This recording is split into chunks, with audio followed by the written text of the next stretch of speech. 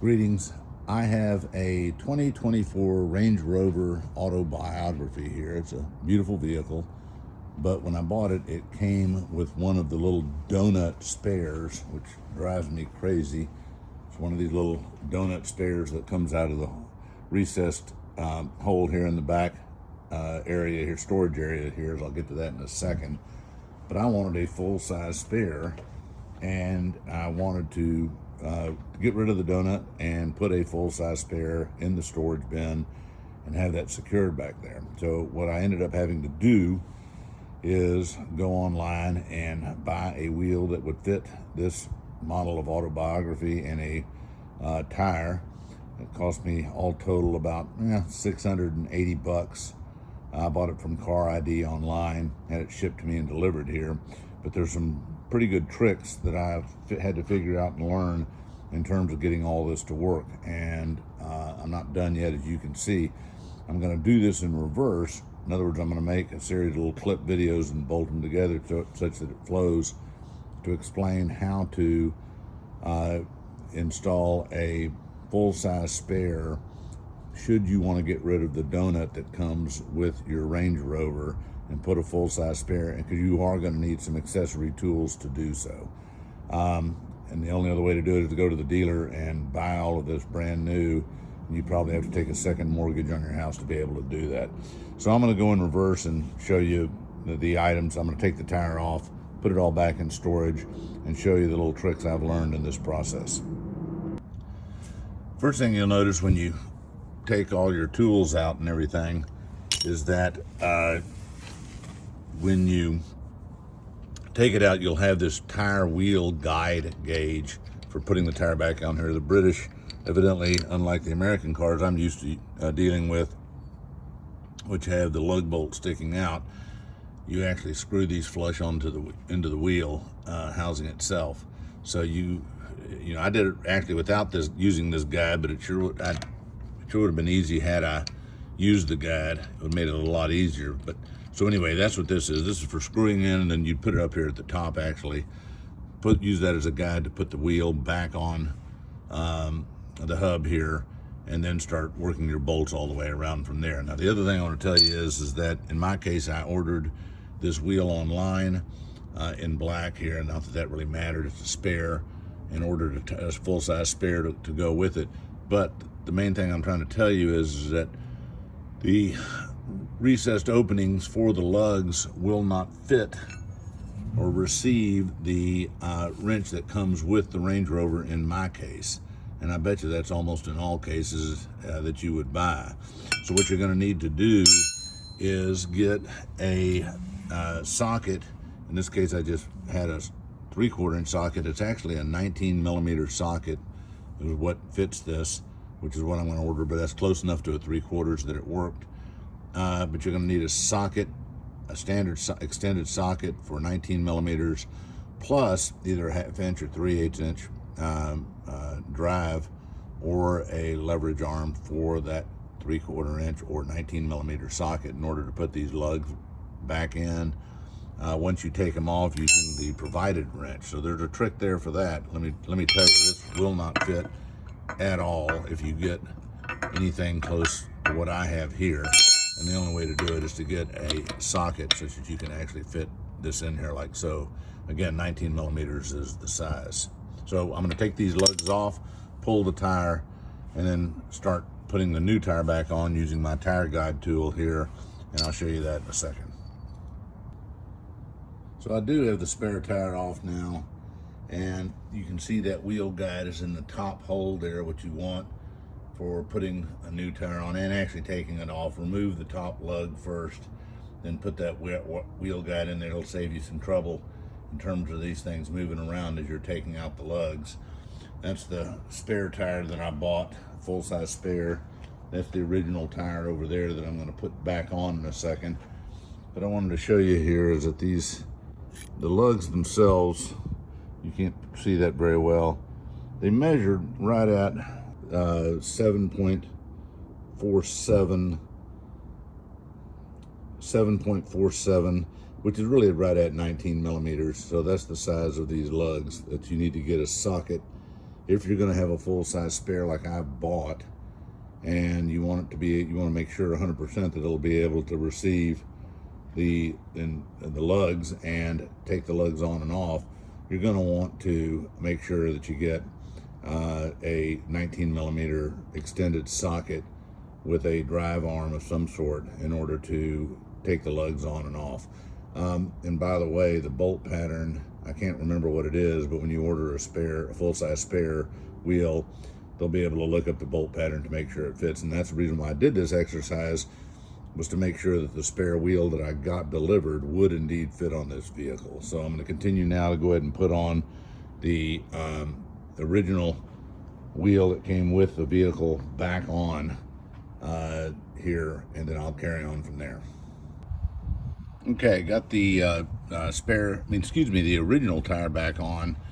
And one little thing I do want to show you here is that what you will get or find in your vehicle, this little plastic device here, and if you do not have this or find this, you are screwed, because these lug nuts come with a little plastic cover on them, and there's no way you can get your fingers in there or stick a screwdriver to pry it out or something like that. Or maybe you could, you'd have to ruin it to get it out.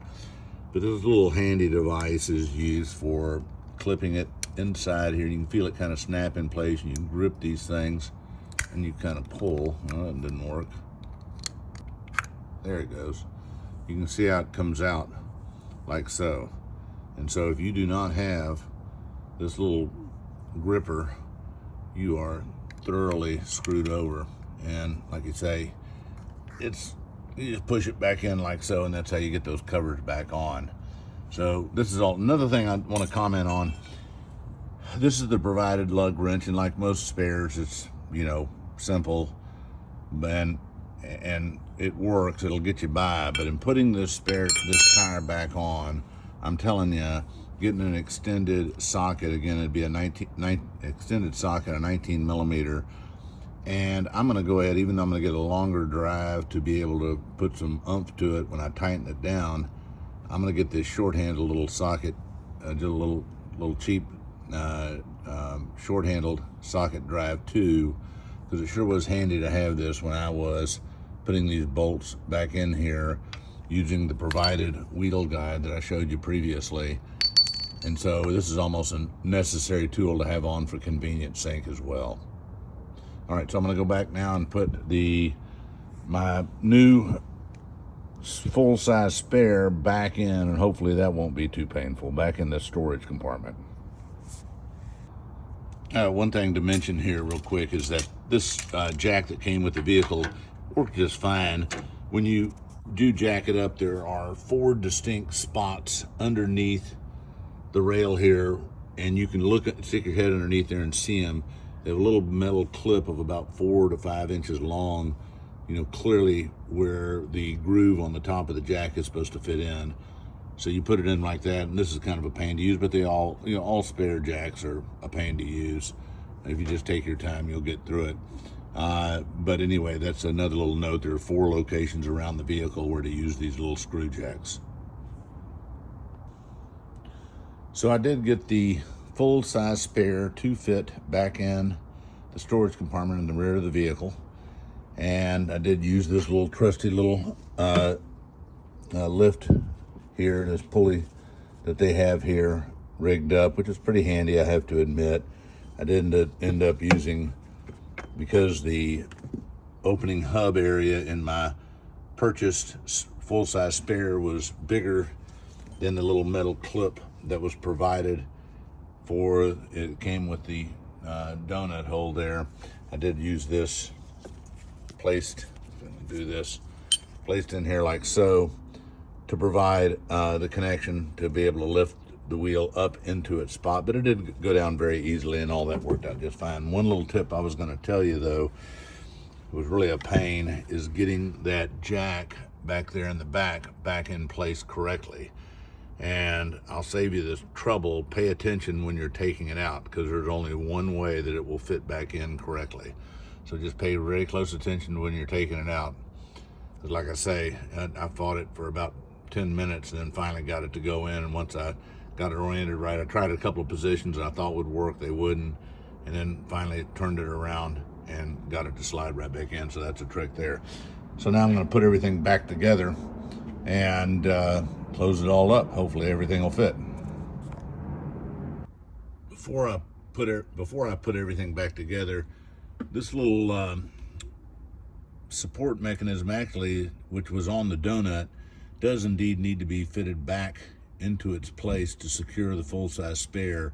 Not really for securing the full-size spare, because I don't think it's not going to move any place, but it has a little felt top here, which is used as additional support, obviously, to these back panels that overlay. So it is important. Don't get rid of that. Do put that back in just as it was installed originally. However, what you do not want to put back in is this little piece of foam that came with the donut tire. This little piece of foam here gets chunked, and you will not be using this. So this goes with the donut, who knows where. I'm not going to sell it. I'm just going to give it away or throw it away. I don't care. But anyway, don't put the foam back in there.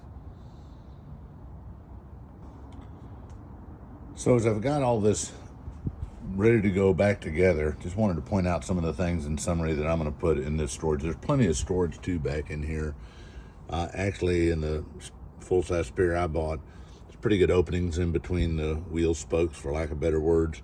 Plenty of storage area back in here. You can store all kinds of stuff, and I'm using that as the opportunity to really put all the tools that I would need on the road. I have actually put into a bag the lug nut, that little plastic lug nut cap puller that I showed you earlier. If you don't have that, you are really messed up right from the get-go. The wheel guide, I'm putting this in a baggie here for storage. As I said, I am going to get, this is a 3/4 inch, but I'm going to get a dedicated 19 millimeter short-handled socket drive, in addition to a longer drive to torque down the lugs with. This is the bag that came with the vehicle to put the pulley in. I'm going to keep a flashlight back here. I have a ranch in South Texas, so I'm patching tires all the time and used to doing it. And 99% of the time, I can find where the leak is using some soapy water and then plugging the tire. Putting some secret sauces, by the way, is putting some rubber cement on your tire plug before you push it in. But I'm going to keep that, and hopefully we'll never have to actually remove a tire. But I've got a little bag full of tools, miscellaneous screwdrivers, pliers, etc., pair of gloves.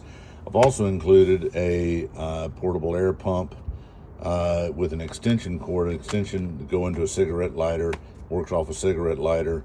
So between the tire plugs and the portable air pump and the extension, I should be able to handle anything that comes upon the road here. And I've got a little, when I bought some of these, this plug kit, it came with some extra valve stems and things like that. I don't think I'll ever need, but I'm just going to throw in here just in case.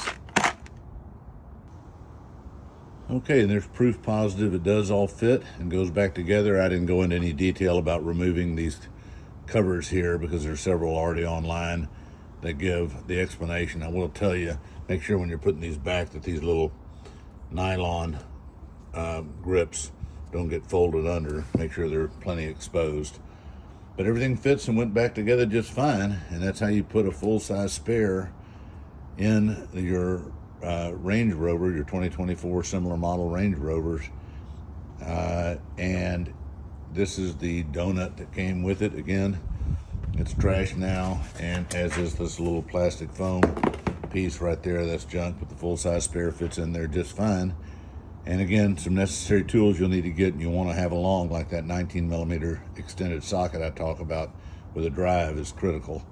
Otherwise, you're not going to go very far at all with this process.